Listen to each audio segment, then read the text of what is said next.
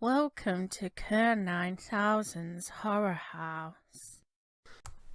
Hi and welcome to my horror house. I'm Kerr9000 and I'm here today to talk about the 2009 film Friday the 13th. Yep, it's a remake of the original Friday the 13th, and it's an American slasher film directed by Marcus Nispel and written by Damien Shannon and Mark Swift. It's a reboot, and it's also technically the 12th instalment in the Friday the 13th franchise, a franchise which began in 1980. The film's produced by New Line Cinema, Paramount Cinema, Platinum Dooms and Crystal Lake Entertainment, and distributed by Warner Bros. And it's a strange reboot in that it's not really a retelling of the original film. It's this bizarre retelling, I guess in a way, of the first sort of 3 Friday the 13th films. Now, spoilers for those films, but in the first film, the killer is not Jason Voorhees, as a lot of people wrongly remember. It is his mother, Pamela Voorhees, who is basically killing the camp counsellors who allowed her son to drown while they were busy having sex, taking drugs, all the kind of good stuff. And that part of stuff, the Pamela Voorhees stuff, is dealt with in the blink of an eye in this reboot. And then in the second original Friday the 13th film, he's walking around with this cloth sack over his head with an eye hole. And it's only during the third film, if I remember correctly, that he actually gets the hockey mask. And this film basically goes Pamela Voorhees, cloth sack, hockey mask, I think within about the first 30 minutes.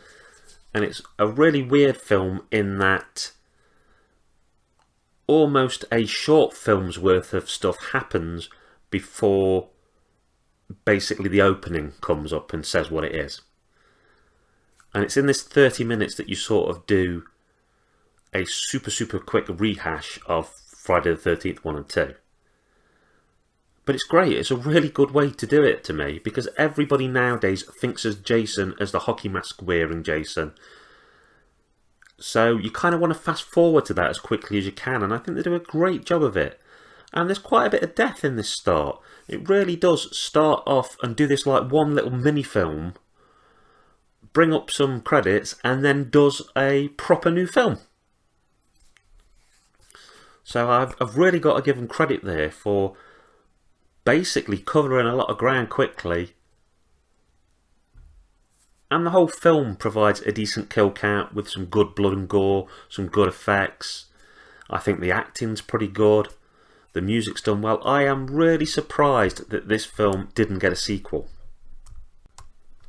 When you read the problems people had with this film, they say it didn't provide enough laughs. It's a horror film, you know, how much do you want to laugh? They also say that there's not enough nudity. Well, yeah, a lot of the early slasher films are actually full of titty shots, but is it really required to the Jason Voorhees story? I'm not saying I'm anti some titty in my horror, but I don't think it makes or breaks a film. I'm not going to like mark a film down for not having it. You know, if you really want to see titty, then watch a horror film and then watch something tittified after, it would be my opinion. I think this did a really good job of sort of cramming a bunch of films into one, keeping a good pace, and I don't think it gets the credit it deserved. I think this should have been the start of more Friday the 13th films. It really could have reinvigorated the franchise, much like in the way that the recent Halloween film had Halloween Kills and Halloween Ends after it. And it's quite sad that apparently there was going to be another Friday the 13th reboot, but it was cancelled because the studio that was doing it was also doing a sequel to The Ring, which I think was called Rings or something, and that Ring film didn't do well. So they went, oh, people aren't into horror, let's cancel Friday the 13th. Well, no, let's be straight. Ghost type stuff and unkillable masked men type stuff are two completely different genres of horror. and one failing has nothing to do with the other, in my opinion. I really think it's something completely standalone, different, and I wouldn't pin the success or failure of one on the other. I've made a video before saying I am really in favour of them basically rebooting Friday the 13th. And a lot of that comes from having watched the recent Halloween films. I think that, you know, they came back, they did well. I went and saw them in the cinema and they were good experiences. Friday the 13th could have its moments in the sun like that. And as I've said before, I think the key to it is budgeting.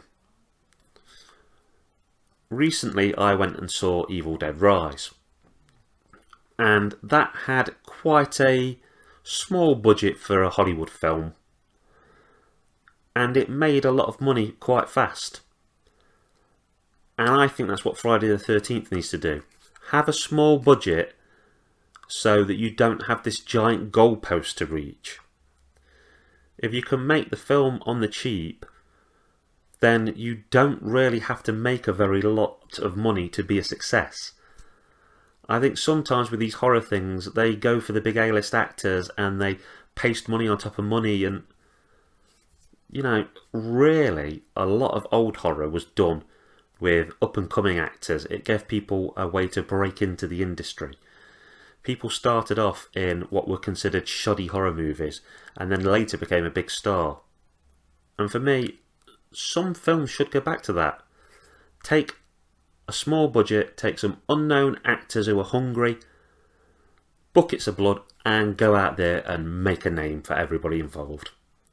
Anyway, I'm going to say I rather enjoyed this film, and I think it did a good job, and I don't think it gets enough attention. So, yeah, check it out.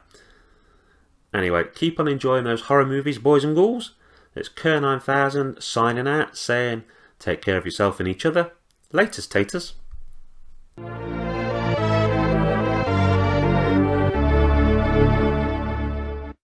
A Squaffy Bear production.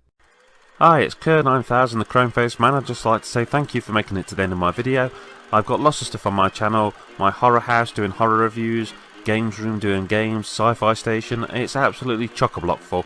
I can also be found on the Retro Gamer U forum, which is full of great people, great laugh. At the end of this video there's going to be some little icons to tick if you want to subscribe, a link to one video, a link to a playlist. I'd also like to recommend the wonderful, talented Just Jessica, who does cosy games like Dreamlight Valley and is my supportive partner. Thank you ever so much once again for watching my video, and particularly if you follow me, thank you for all your support, and have a great rest of your day.